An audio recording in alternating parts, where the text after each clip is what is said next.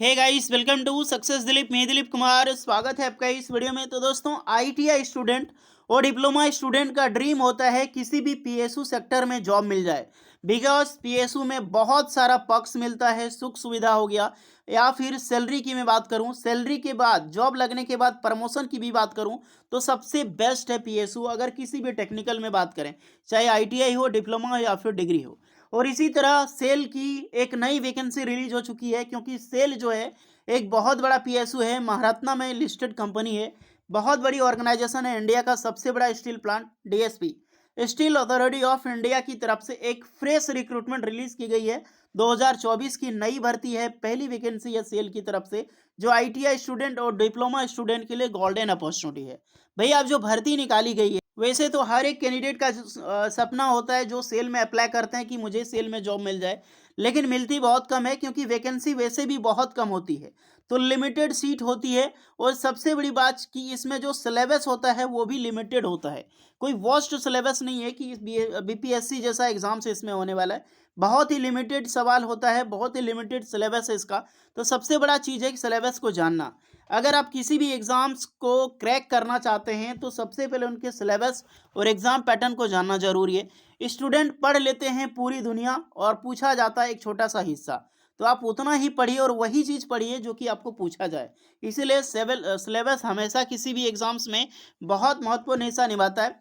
अगर किसी भी एग्ज़ाम्स की तैयारी कर रहे हैं, आपको सिलेबस पता है, तो लगभग लगभग 20 से 25% आपका एग्ज़ाम वहीं क्रैक हो जाता है। अब उसको लेकर आपको तैयारी करनी होती है, मॉक टेस्ट वगैरह लगाना होता है। अब इसमें डिटेल में बात करूंगा कि कहाँ से आपको चीज़ें पढ़नी चाहिए, क्या पढ़नी चाहिए, किस सब्जेक्ट्स पे, कौन से चैप्टर पे ज़्यादा ध्यान देनी चाहिए, किस बेसिस पे होगा। यानी कि फुल्ली आपको exam pattern, syllabus, exam pattern तो इसमें दिया गया है, और सब कुछ मैं बताऊंगा बेस्ट किस बेसिस पे आपको तैयारी करनी चाहिए, ताकि आपका ये सेल ही निकल जाए। घबराइए नहीं कि ये डीएसपी का है। राउरकेला की भी भर्ती अपकमिंग है। उसके बाद जो आपका बोकारो स्टील प्लांट का है, बीएसएल, उसका भी अपकमिंग वैकेंसी है। और इंडिया की सबसे बड़ी स्टील प्लांट की भर्ती होने वाली है बोकारो में।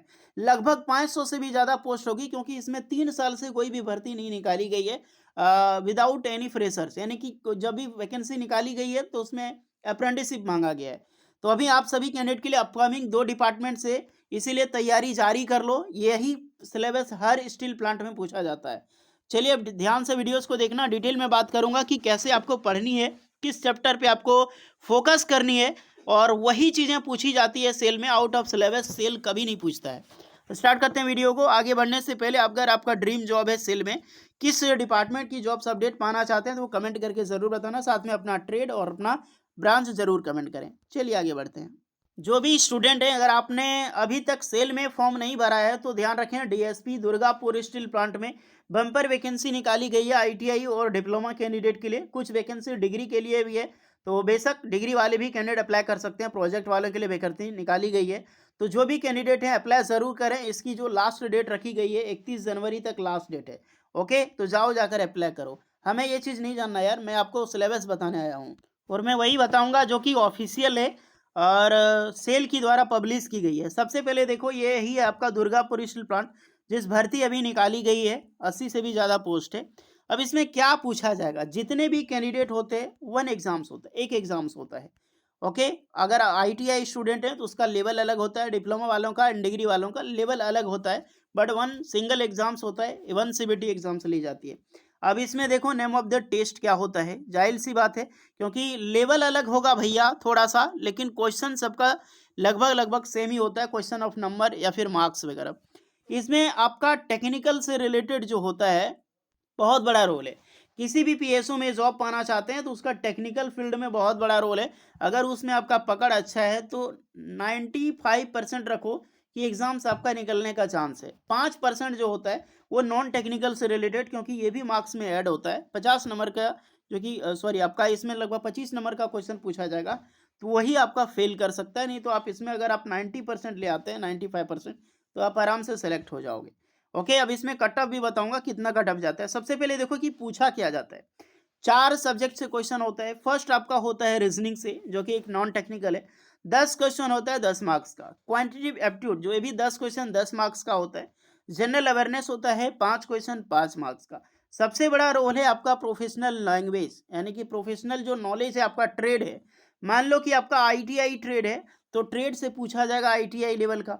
अब डिप्लोमा है तो डिप्लोमा का, इलेक्ट्रिशियन है तो इलेक्ट्रिशियन से रिलेटेड, फिटर है तो फिटर से रिलेटेड, इलेक्ट्रिकल इंजीनियरिंग मैकेनिकल है तो मैकेनिकल से रिलेटेड, यानी कि आपकी ब्रांच से रिलेटेड पूछा जाएगा।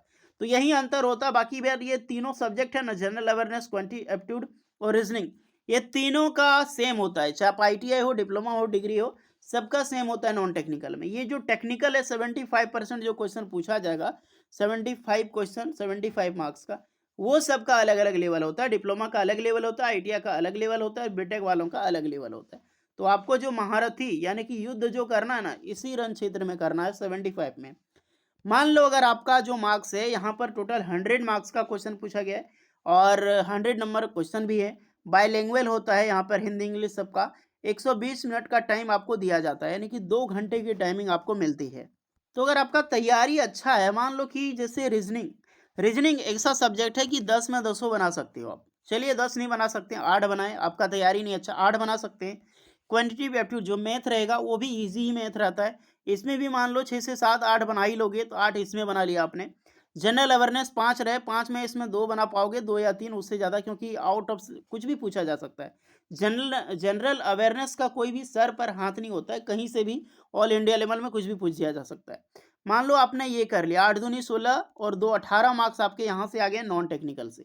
अब यहाँ पे 75% है, 75% कम से कम आपको लाना होगा ना भैया, तो 60 मार्क्स लाना होगा अप्रॉक्सीमेटली, 75 में 60 क्वेश्चन, तभी आपको जॉब लग सकती है, अन्यथा नहीं लग सकती है। इधर 60 हो गया और इधर हो गया था 18, यानी कितने मार्क्स हो गए, लगभग लगभग 78। तो मोस्टली यहाँ पर 78 रहो, नॉर्मलाइजेशंस वगैरह तो होगी नहीं इसमें, तो आराम से आपका 60 से 65 भी लाओगे ना, तो इसमें चलेगा। 78 से 80 कट ऑफ जाती है, उससे ज़्यादा इसमें कट ऑफ जाती नहीं है।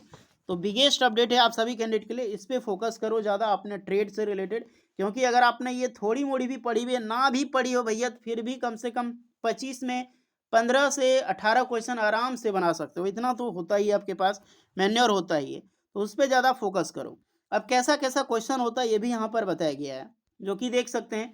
जैसे ये रीजनिंग के बारे में पूछा गया है, यहाँ पर रीजनिंग बताया गया है कि किस प्रकार से क्वेश्चन होता है, तो आप इसको एक बार चेक कर सकते हैं, इंग्लिश में हिंदी में भी कर सकते हैं ट्रांसलेट करके, तो कहीं नहीं लगेगा कि आपको हार्ड पूछा जा रहा है। देख सकते हैं ये इजी लेवल का है, रीजनिंग ही है, तो इतना ही आपको पूछा जाएगा। आप देख सकते हैं यहाँ पर लिखा गया डिप्रेशंस को, इसमें 6 लेटर से कौन सा आउटरीच करना है, 3rd लेटर निकाल के, तो वो सब नॉर्मली कर सकते हैं, ये रीजनिंग का है। ओके, फिर आपको क्वांटिटेटिव एप्टीट्यूड, यहाँ पर मैथ का बताया जा रहा है, तो ये मैथ की है, डीआई से रिलेटेड, देख सकते हैं इंटरव्यू मार्क्स दिया गया है, रिटन ऑफ एग्जाम मार्क्स है, इसको निकालना है। तो ये डीआई से रिलेटेड क्वेश्चन है जो कि आपको पूछा जाता है, ये भी हार्ड नहीं है, आराम से कर सकते हैं, ग्रुप डी लेवल का एग्जाम्स होता है।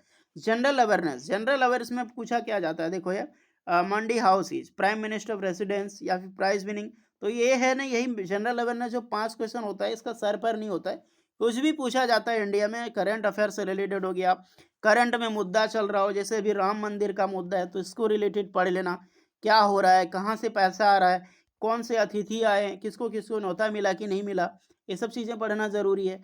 अभी मालदीव का ज़्यादा चर्चा हुआ, इजराइल हमास में जैसे युद्ध हुआ, तो उसको रिलेटेड आपको, यूक्रेन रसिया वाला युद्ध हुआ, उसको देखना है।